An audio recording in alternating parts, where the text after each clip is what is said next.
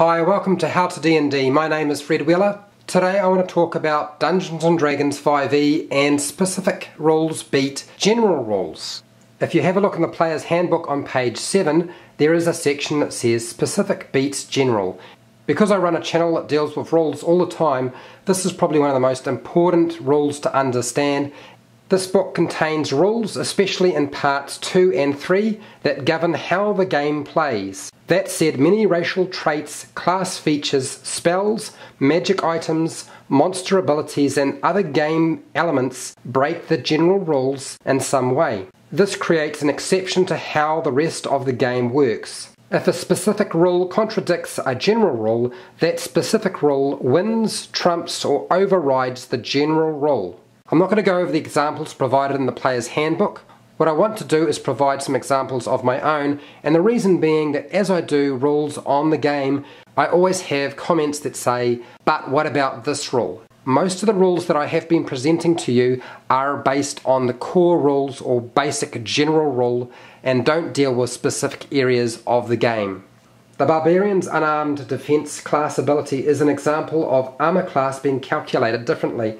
Usually you only get 10 plus your dexterity modifier as a general rule for your armor class. The Barbarian is an exception to the rule.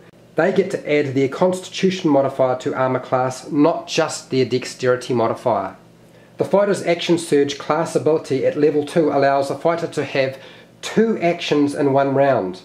Now normally the general rule is you only get 1 action per round, but in this case, because of Action Surge, the fighter can have 2. The Monk's Martial Arts class ability allows them to make unarmed strikes or attacks as a bonus action, which other classes can't do.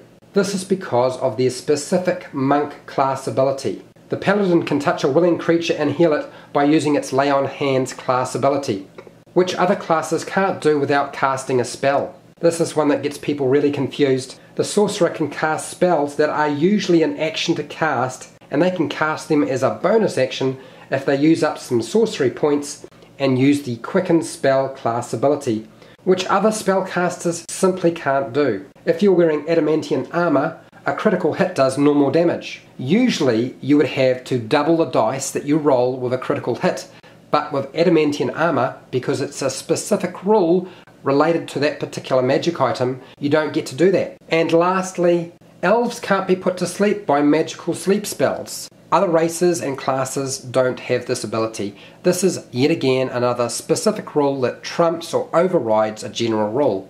I know this is really basic information, but I wanted to spell it out because I have had this come up in my games so much. If you found this video informative or helpful, please share, like and subscribe. Make a comment below if you have any questions about specific rules beating general rules, and I'll do my best to answer those questions. Until next time, keep rolling those 20s.